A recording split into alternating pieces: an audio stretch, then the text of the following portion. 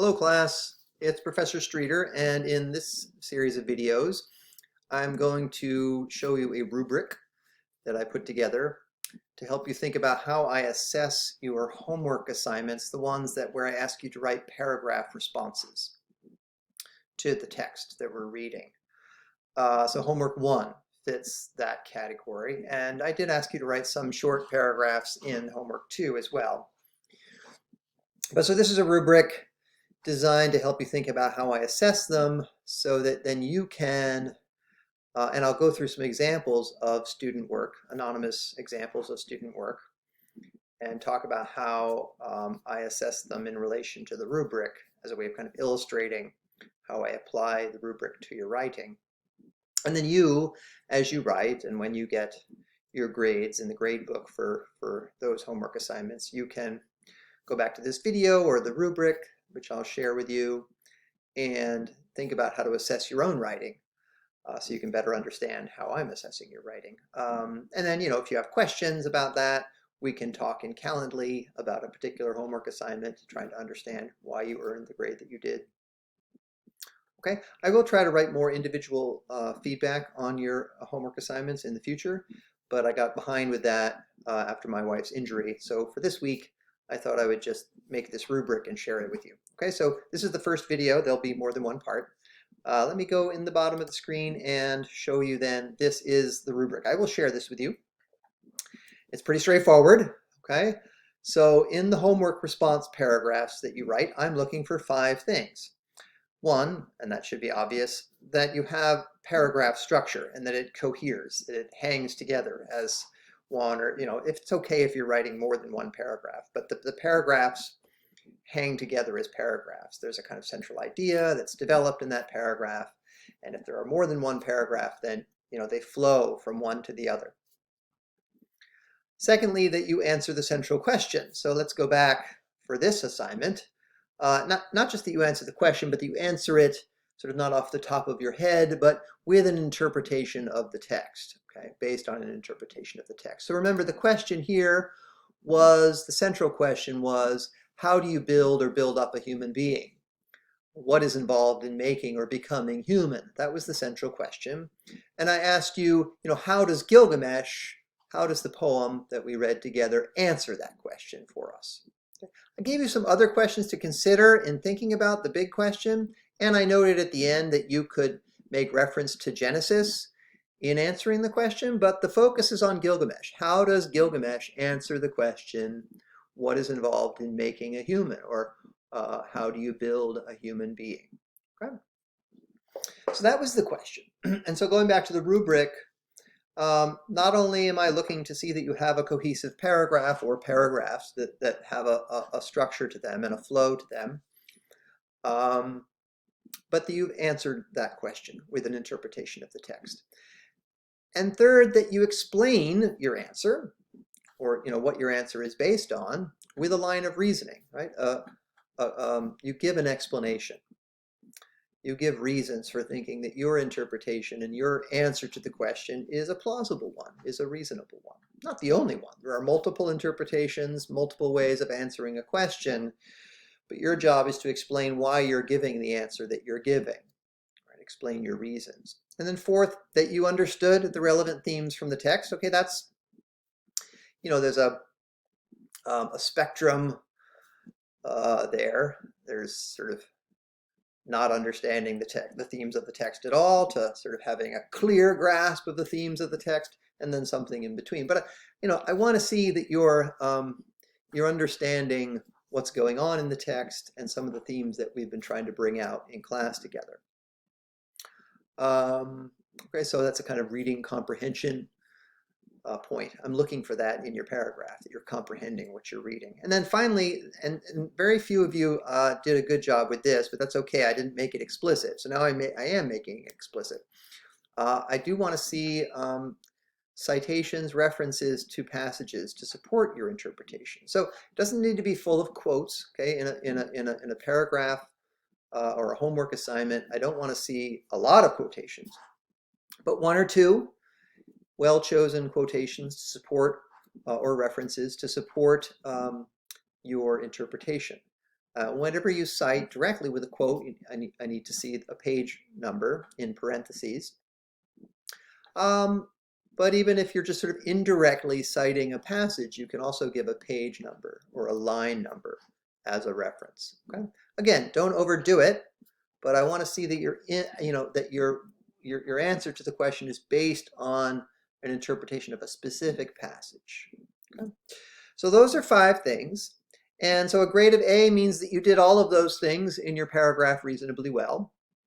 That a grade of B means that you did not all of them, let's say 3 or 4 of them in your paragraph response. And you can do them, there's a difference between doing them and doing them well. So that would sort of be the difference between an A minus and an A, or a B minus and a B plus, okay? A grade of C means that you only did a couple of those things, right? Maybe you had a coherent paragraph, you maybe answered the question, but you didn't explain it very well, you didn't seem to really understand the themes of the text very well, and there were no citations, or some combination of those. Something was missing. And then a failing grade, none of you failed, so on this assignment. So, but that would really mean, like, I don't know, you didn't even really put together a coherent paragraph. You answered a very different question. You didn't make any effort to explain anything. There's no citations. There's no clear understanding of what's going on in the text. Okay, all that's missing. Okay, none of you are writing paragraphs like that, so I'm not worried about that. But so it's a question of, like, if you earned a C, like, what can you do to differently, and what can you do to improve your paragraph responses for the next homework assignment? Or it's the same if you earned a B and you want to earn an A. Okay, so this is just trying to help you think about how I'm assessing your writing and how you can improve it. Okay, so let's look at the first submission. This is an anonymous submission from a student. Let's start. In tablet 2, when the poet wrote, "He turned into a man," I think the poet is talking about his inner self. Now, the opening sentence I would like a reference to the text. Okay, so it's always good to let the reader know what text you're writing about. So there's no reference to Gilgamesh here. That's okay, but just make that explicit. Pretend that someone is reading this who isn't in the class or who doesn't know the context. So in tablet 2 of Gilgamesh, right? When the poet wrote, "He turned into a man," I think the poet is talking about his inner self. I like that opening sentence, right? It gets to the question, and it gets to an interpretation of the question that then the student here will try to explain and unwrap and develop. I feel like, try to get away from I feel like, just sort of say what you're trying to say. Anyway, I feel like Enkidu didn't really have any type of human emotions. He only worried about the basic necessities of life. Okay, I think the implication here is, like, before he entered the city, right? While he was living in the forest, he didn't have any human emotions. He only worried about the basic necessities. You can also say that when becoming a man, Enkidu started to get some sense of identity. Okay? This is all, I like the approach here. When he was out in the wild, he basically only thought as an animal. It was like Shamhat removed a veil that was covering Enkidu's eyes. Nice interpretation, okay? The quote, "If you know better, you do better," comes to mind. I like the way that the student here makes reference to something outside the text. Okay, so it's okay to bring something outside the text to bear on your interpretation of the text. But the student is sort of nicely focused on the scene between Enkidu and Shamhat here. There isn't a quotation, and like I said, from the text, and that's what I do want to see that in future homework assignments. A lot of you left that out, so I didn't make a big deal about that in my grading of these, but that is why sort of none of them received like a full A, right?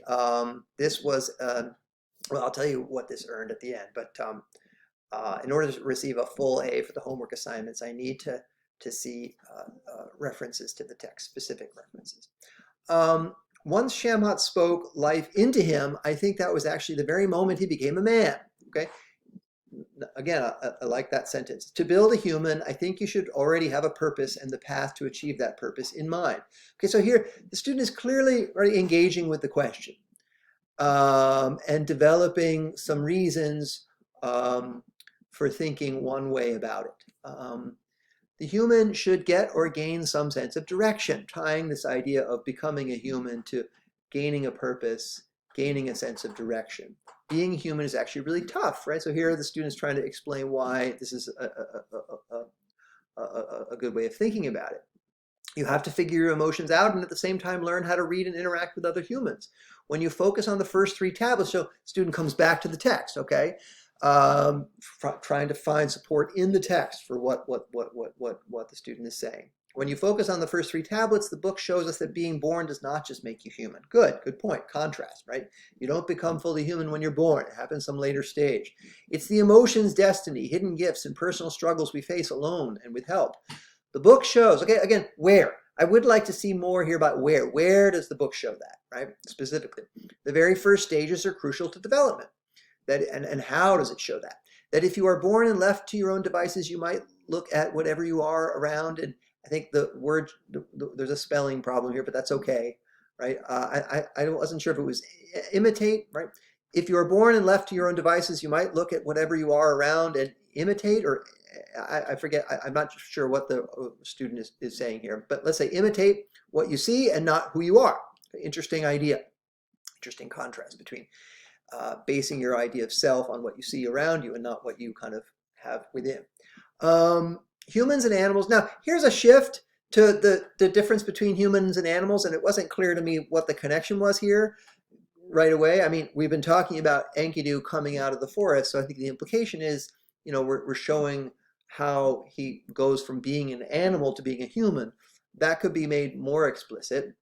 Humans and animals are the same in the way of basic needs.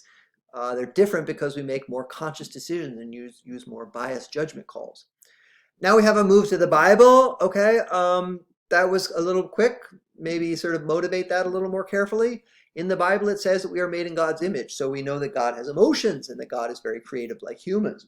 Right, so here again, tying into this idea of emotions, that it's kind of gaining awareness of emotions that makes you human. And I like the connection to the Bible, right, drawing a connection. Okay, going back into the book, you can see that human nature is gravely affected by civilization. That was a bit vague. I like that the student is trying to come to one of the secondary questions in the prompt, remember? You know, here are some other questions you may consider. And so the student is thinking about those questions. Could have done a better job connecting those questions to the main question, but overall, you know, it's a short, I don't want you to write an essay. So the student is doing a nice job of trying to condense thoughts into one paragraph. The book shows us that you have to basically let your king have sex with your wife first. And here we have a reference. That would have been a good place to cite the text. And I'm not quite sure about that interpretation, but here the student is trying to give an interpretation of what's going on in that passage and relate it to this idea of civilization and what it does to you, what it does to the human. The God, which is bad. Okay, so human nature tells you to defend your home and don't let anyone mess with your family. Maybe human nature is more animalistic than I thought. What I really like about the end of this paragraph is the student is clearly thinking something through and thinking about the way in which this text raised questions about how, you know, what human nature is and what our relationship is to the animal nature of. Okay, and so.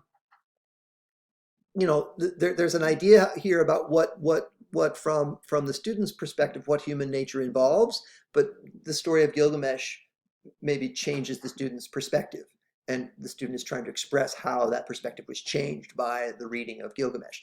So it could have been clearer and better expressed, and but I liked where the student was going here. What I would say is by the end, what's missing here at the end is sort of returning to where the student started. Okay, what does Gilgamesh show us about human nature? And I think this is the idea that maybe it's more animalistic than we thought, and Enkidu, but maybe returning to Enkidu explicitly, and how the story of Enkidu and Shamhat illustrates that. Okay, so I'm going to pause here. We have a few seconds before the end of this first part. But the student has a cohesive structure, answered the question, gave a kind of line of reasoning to support that answer. I think understood many of the themes of the text. And what was missing was a clear reference to specific passages, okay? And I think a clearer explanation of the line of reasoning. There were moments where, as a reader, I got a little confused, okay? So 5 was missing and 3 could have been better, okay? In the sense clearer. Okay, I'm going to pause here. We'll come back and look at another example. Okay.